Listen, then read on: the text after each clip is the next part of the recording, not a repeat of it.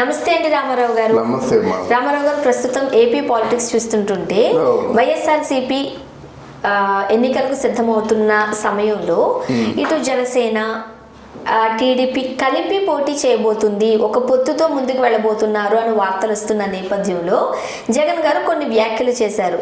Okay, పొత్తులు జిత్తులు నన్ను ఒంటరిగా ఎదుర్కోలేక మీరు ఇట్లా వస్తున్నారు, దమ్ము ధైర్యం ఉంటే ఒంటరిగా రండి, సింగిల్గా రండి అంటూ. ఫస్ట్ ఆఫ్ ఆల్ ఏం చెప్తారు? రాజకీయాల్లో ఈ పొత్తులు జిత్తులు నిజమే కామనే కదా ఇవి. అది జగన్మోహన్ రెడ్డి చాలా అమాయకంగా చేసిన కామెంట్. ఇప్పుడు తెలుగుదేశానికి జనసేనకి పొత్తు ఉందో లేదో ఇంతవరకు మనకు తెలియదు, భవిష్యత్తులో ఉండొచ్చు అనుకుంటున్నాం. మరి నీకు ఆల్రెడీ బీజేపీతో పొత్తు ఉందిగా, నీ బీజేపీతో పొత్తు లేకపోతే నువ్వు ఎక్కడుండేవాడివి? బీజేపీతో అండర్స్టాండింగ్ ఉండొచ్చు, అండర్స్టాండింగ్ అదేనమ్మా. మిత్రపక్షం కావచ్చు, ఈ ప్రాణాలు కాసేస్తున్నట్టు ఎట్లా అండర్స్టాండింగ్? బీజేపీతో నీకు కానీ స్నేహ సంబంధం లేకపోతే దీన్ని ఒప్పుకుంటావా? బీజేపీతో స్నేహ సంబంధం ఒప్పుకుంటావా? జగన్మోహన్ రెడ్డి బీజేపీతో స్నేహ సంబంధం. జనరల్ గా ప్రతి రాష్ట్రము కూడా కేంద్రంతో సన్నిహితంగా ఉండడానికే ప్రయత్నిస్తుంది. ఎందుకంటే అక్కడి నుంచి ఏమన్నా తెచ్చుకోవాలి అన్నా, మనం సొంతంగా మనగలగాలి అన్నా కేంద్రంతో సత్సంబంధాలు అవసరమే. మరి ఇక్కడ ఎందుకు మరి కేసీఆర్ ఎందుకు సత్సంబంధం మెయింటైన్ చేయలేదు? మొదట్లో వాళ్ళిద్దరు కూడా మంచి సంబంధం, మంచి ఇప్పుడు ఎందుకు మెయింటైన్ చేయలేదు? ఇప్పుడు గొడవ వచ్చింది. గొడవ ఎందుకు వచ్చింది అంటే వాళ్ళకి రావాల్సిన నిధులు ఇవ్వకపోయేసరికేమో అడిగాడు కేసీఆర్. అలాగే నీకు ఇప్పుడు ఆంధ్రదేశాన్ని ఏమో వేరు చేశాడు. మరి సెపరేట్ ఆంధ్రాకి రావాల్సినటువంటి రాయితీలు ఏమైనా ఇచ్చాడా? వాడిని ఏమైనా అడిగాడా? ఇప్పుడు తెలంగాణలో ఆంధ్రాకి చెందిన ప్రాపర్టీస్ ఉన్నాయి, అవి ఏమైనా లెక్కలు తెచ్చాడా? జలవనరులు, గోదావరి నీటి శాతం ఏంటో అది లెక్కలు తెచ్చాడా? ఏ లెక్కలు తెచ్చాడు? ఏ లెక్కలు తేచలేదు, నోరు మూసుకొని కూర్చున్నాడు. మొదలు ఏమన్నాడు? మెడలు వంచి మొత్తాన్ని తెచ్చుకుంటామని చెప్పాడు ఇదే జగన్మోహన్ రెడ్డి.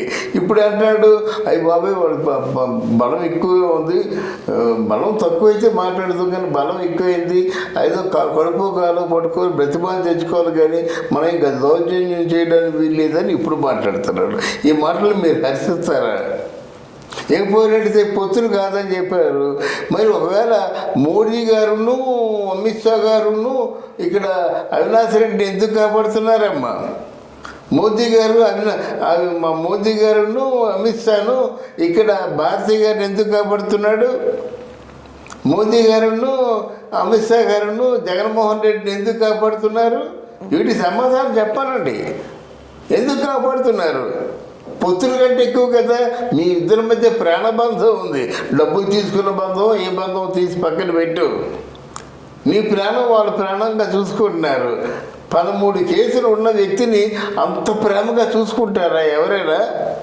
మీ ఇద్దరి మధ్య ఏ అండర్స్టాండింగ్ లేకపోతే లిక్కర్లో పూర్తిగా మునిగిపోయి క్రానిక్ అయిపోయినటువంటి భారతిని అంత బాగా చూసుకుంటారా? అరెస్ట్ చేయగంటానా? మా దిగులతోనే మంతాన్ని పట్టేసింది. ఇప్పుడు బెడ్లో ఉంది భారతి. అందువల్ల నువ్వు చేసేవన్నీ కూడా ఒక సామాజికంగా అవినీతికరమైన కార్యక్రమాలు చేసి పైగా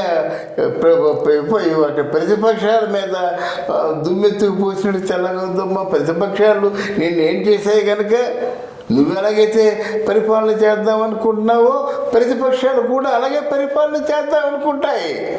ప్రజలు చూస్తారు, మీ పరిపాలన బాగున్నట్టయితే తలెత్తి చేతులెత్తి నమస్కారం చేస్తారు. పరిపాలన బాగలేకపోతే మంచి తీర్పిస్తారు ఓట్ల రూపంలో. మళ్ళీ 5 సంవత్సరాలు ఎక్కడో మౌనం కూర్చోవాలన్నమాట. అంతేగాని జగన్మోహన్ రెడ్డి గారు జిత్తులు పొత్తులు ఈ కబుర్లు ఆడితే ఎవడు వినడు ఈ కబుర్లు తప్ప. స్కీములు తెలియని తెలుగుదేశం పార్టీయా ఇవన్నీ మాట్లాడుతుంది అంటూ కూడా పెద్దవి విరుస్తున్నారు. అవును, మీరేమంటారు? ఏదమ్మా? స్కామ్లు తప్ప స్కీమ్లు తెలియని తెలుగుదేశం పార్టీయా ఇవన్నీ మాట్లాడేది అంటూ కూడా విమర్శలు గుప్పిస్తున్నారు. అవును, స్కామ్లు తప్ప స్కీములు తెలియని ఈ స్కీమ్ ఏముందా వీరికి? ఇప్పుడు వైఎస్ఆర్ కాంగ్రెస్ పార్టీకి ఏదైనా స్కీమ్ ఉందా? స్కాములు వీళ్ళకి స్కాములు లేవా? వీళ్ళు స్కామ్లు లేవు. ఇన్సైడర్ ట్రేడింగ్ అని చెప్పాడు. మరి ఆయన పరిపాలన ఉన్నాడు, ఏమైనా కనిపెట్టాడా? ఏమైనా స్కామ్లు కనిపెట్టాడా ఇన్సైడర్ ట్రేడింగ్ని? పోలవరం దాన్నేమో కాంట్రాక్టర్కి వీరికి మధ్య ఏదో అండర్స్టాండింగ్ అన్నాడు. వాడిని ఇప్పుడు డిస్మిస్ చేసావా? ఎవరికైతే చంద్రబాబు నాయుడుతో అండర్స్టాండింగ్ ఉందని చెప్పావో మళ్ళీ వాళ్ళని పెట్టుకున్నావు నువ్వు. మరి నీ కమిషన్ మాట ఏమిటి? అలాగే నువ్వు ఎన్ని వేల కోట్లు, ఎన్ని లక్షల కోట్లు నువ్వు వెనకేసేసావు. నీ దగ్గర పనిచేస్తున్నటువంటి శాసనసభ్యుల్లో ఒక్క శాసనసభ్యుడు పనిచేస్తున్నాడా? నీ మంత్రుల్లో ఒక్క మంత్రి పనిచేస్తున్నాడా? అసలు మీకు ప్రభుత్వం ఖజానే ఖాళీ అయిపోయింది. ఎవరైతే ప్రశ్నిస్తున్నారో, అంటే ఈ ఎమ్మెల్యే సరిగ్గా పని చేయట్లేదు, ఈ మంత్రి సరిగ్గా పని చేయట్లేదు అని విమర్శలు గుప్పిస్తున్నారు. ఎప్పటికప్పుడు వారిని ప్రక్షాళన చేసేస్తూ కొత్త వారికి ఛాన్సెస్ ఇస్తున్నారు కదా. ఎక్కడమ్మా ప్రక్షాళన రోజాని ప్రక్షాళన చేశాడా? సెకండ్ టైంలోనే కదా తీసుకుంటారు రోజాని. అదేనమ్మా, రోజా మీద ఎన్ని వార్తలు వచ్చాయి, ఎన్ని వార్తలు వచ్చాయి. సో అవన్నీ వైఎస్ఆర్సీపీ వాళ్ళే దగ్గరుండి మాట్లాడిపిస్తున్నారని మీరే చెప్తున్న నేపథ్యంలో ఆమెను ఎందుకు పక్కన పెడతారు? అవును, అందుకే ఇప్పుడు ఈ have to bear the responsibility. అందువల్ల రోజా చేసిన పాపానికి మూల్యం ఆయన చెల్లించుకోవాలి, కొడాలి నాని చేసిన పాపానికి మూల్యం ఆయన చెల్లించుకోవాలి అని, అనిల్ కుమార్ యాదవ్ చేసిన పాపానికి మూల్యం జగన్మోహన్ రెడ్డి చెల్లించుకోవాలి. పేరు నానికి జగన్మోహన్ రెడ్డి వీళ్ళందరూ నోటుకొచ్చినట్టుగా గబ్బుగా మాట్లాడుతుంటే ఆ మాటలకు సమాధానం రేపు పొద్దున చెప్పుకోవాలి కదా. వాడిని ఇప్పుడు నీ అమ్మ మొగుడు సమ్మ అంటే వెంటనే ఫోన్ చేసి Kodali Nani hold your tongue అంటే ఎంత హుందాగా ఉండేదమ్మా. అలాగే వల్లభనేని వంశీ ఒక ముఖ్యమంత్రి భార్య మీద ఏమో క్యారెక్టర్ అసాసినేషన్ చేసినట్టయితే మాట వరుసకి మిస్టర్ వంశీ ఇట్లాంటి మాటలు మాట్లాడద్దు. ఓ మహిళ ఆడు ముఖ్యమంత్రి భార్య అయినప్పుడు కూడా మహిళ ఆడు క్యారెక్టర్ అసాసినేషన్ మంచిది కాదు, ఇంకోసారి మాట్లాడితే మాత్రం నిన్ను క్షమించను. ఆ మాట అనొచ్చు కదా, ఒక్క మాట అనొచ్చు కదా అన్నావు నువ్వు. అందువల్ల నువ్వు చేసిన ఎన్ని పొరపాట్లు ఉన్నాయి, ఈ జన్నిటికి కూడా నువ్వు సమాధానం చెప్పవలసిన అవసరం ఉంటుంది, లేకపోతే తప్పుకోవాల్సిన అవసరం కూడా. ప్రస్తుతం ఏపీలో ఉన్న పరిస్థితులు చూస్తుంటుంటే టీడీపీ ఒంటరిగా పోటీ చేసే పరిస్థితి లేదు. ఒప్పుకుంటారా మీరు? జనసేనాని పవన్ కళ్యాణ్ కూడా ఒంటరిగా పోటీ చేసే పరిస్థితులు లేవు. బట్ జగన్మోహన్ రెడ్డి ఒంటరిగా పోటీ చేసే పరిస్థితులు అయితే ఉన్నాయి. ఇది ఒప్పుకోవాల్సిన సత్యం. సో ఎలా చెప్తారు మరి మీరు? ఎట్లా జగన్మోహన్ రెడ్డి ఒంటరి కాబట్టి జగన్మోహన్ రెడ్డితో పొత్తులు ఎవరు పెట్టుకోరు కదా. పొత్తులు పెట్టుకుంటే ఆయన కూడా పెట్టుకుంటాడు. ఎవరితో పెట్టుకునే ఛాన్సెస్? ఎవరైనా ముందుకు వస్తే పెట్టుకోరా? ఎవరైనా ముందుకు వచ్చినట్టు పెట్టుకోరు. బీజేపీ వారు ముందుకు వస్తే ఈయన పెట్టుకోడు. బీజేపీకి ఒక సీటు రాదు అక్కడ. బీజేపీ వాళ్ళు కలిస్తూ ఉన్నా సరే జగన్మోహన్ రెడ్డి మీకేమొస్తాయి నాకేమొస్తాయి బాబు ఊరుకుంటారా అంటారు అనమాట. ఇప్పుడు అంతకుముందు ఇంకెవరైనా ఒక స్ట్రాంగ్ పార్టీ పొత్తు పెట్టుకుంది అనుకోండి అర్థవంతంగా ఉండేది. అది లేదు. ఇప్పుడు కాంగ్రెస్ పార్టీ పొత్తు పెట్టుకునే అవకాశం ఉంటుంది. కాంగ్రెస్ పార్టీ ఈరోజు ఆంధ్రదేశంలో కోమా స్టేజ్లో ఉంది. చచ్చినట్టు బతికినట్టు తెలీదు. ఇప్పుడు ఎవరితో పొత్తులు పెట్టుకుంటాను? ఏమండి, ప్రజలు బ్రహ్మాండమైన అవకాశం ఇచ్చారండి, బ్రహ్మరథం పట్టారండి. ఒక్క ఛాన్స్ మీరు అడిగారు, ఒక్క ఛాన్స్ అడిగి రాజన్న రాజ్యం తెస్తా ఉన్నారు. ఎక్కడిదండి రాజన్న రాజ్యం?